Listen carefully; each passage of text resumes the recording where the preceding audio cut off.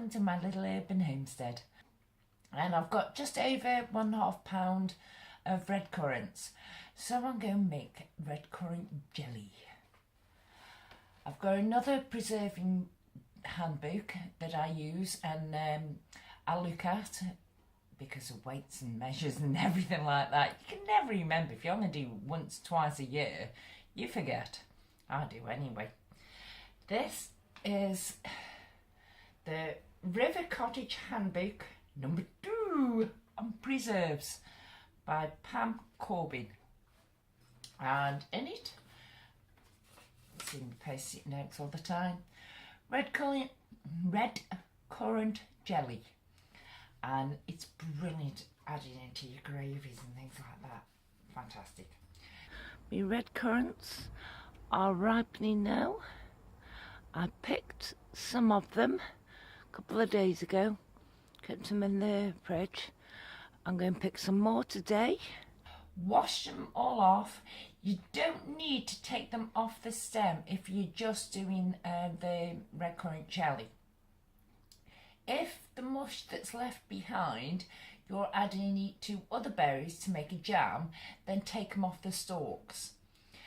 I'm not doing that. I'm just making the red currant jelly, and then any mush that's left I'll add it to berries to make a wine with.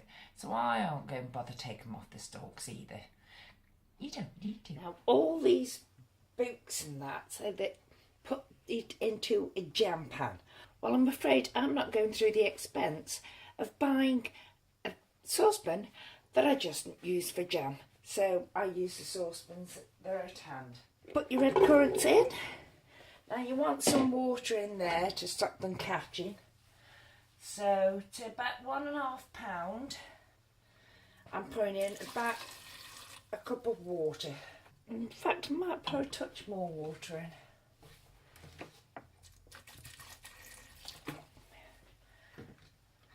Cook it down till basically they've released all their juice. According to the book, that takes about 45 minutes, which is right. That's what has happened to me in the past. These books saying you need a jelly bag to do this. I haven't got a jelly bag, and I'm not going to buy one either. More money. So I've got these plastic buckets. I love these. A large 2-litre measuring jug. I put that in the bottom of the bucket. I've got some muslin. I will cover it over. Put an elastic band round it to hold. And then all the red currants will sit in here. There's the lid. I can also put the lid on it because you need it to strain through. Because if you squeeze the bag, then your jelly is likely to turn out cloudy. It's still going to taste as good, but it'll be cloudy.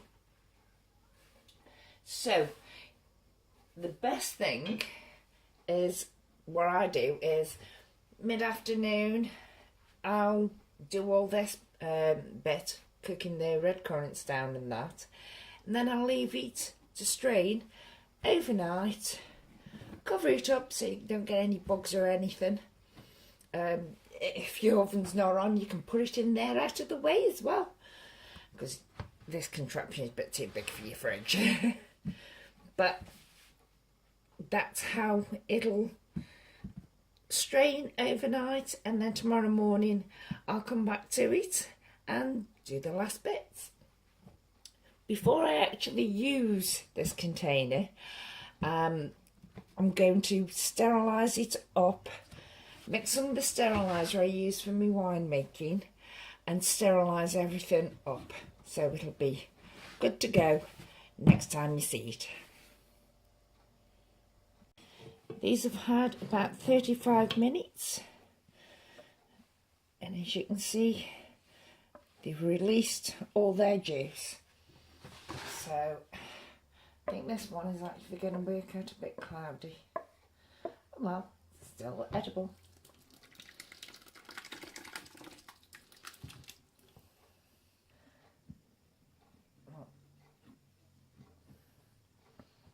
lid on it as best I can. Here we are the next morning. It's been soaking, well, straining through, and I've got 400 millilitres of juice. 400 millilitres of red currant juice. So that goes in the pan, and we bring it up to a boil before we add the sugar. As you can see, it's bubbling away. It's just coming up to a boil now. I've got my jars in the oven and getting warm. They've been sitting with sterilising solution in them all night. Rinse her out, put them in the oven, not to sterilise them, but to get them warm, because this is going to be hot going into them. The jars I have put in some boiling water to help soften the plastic stuff on the inside of the lids, so it will give it a nice seal. It doesn't actually look that much here yet, but we've got to add the sugar to it. We don't need to add any pectin, because red currants are high in pectin. Now, as I said, this was 400 millilitres of red currant juice, 300 grams of granulated sugar. Bring this back up to a boil, stirring to dissolve all the sugar, and when it's all dissolved, let it boil hard for about 5-10 minutes until you get to setting point, and when I'm there I'll show you that. We'll test, see if setting point has got there now. It's been boiling for about 8 minutes, and we'll see. We'll put a spoon in. It's getting there, it's not quite there. What you're looking for, I don't know if you can make this out, is how it hangs on the spoon. It's nearly there, so I'll give it another couple of minutes and then I'll test it again. It was actually doing quite well when I took the spoon away. It was doing quite well, so we've reached setting point. We'll turn the heat off, stir it for all this foam to go down, and then I'll jar it up.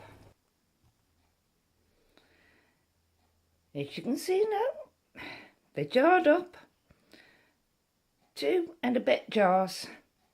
It isn't much, but don't go through a lot of it. It'll last me for several months, that will. And all it cost me was 300 grams of sugar. So that's brilliant. And look how crystal clear they are.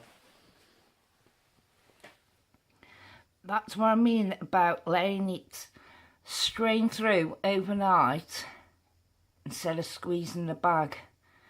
If you've got little air bubbles in and that, to help disperse them, just tap the taps and that'll help disperse your air bubbles. Thank you. Bye.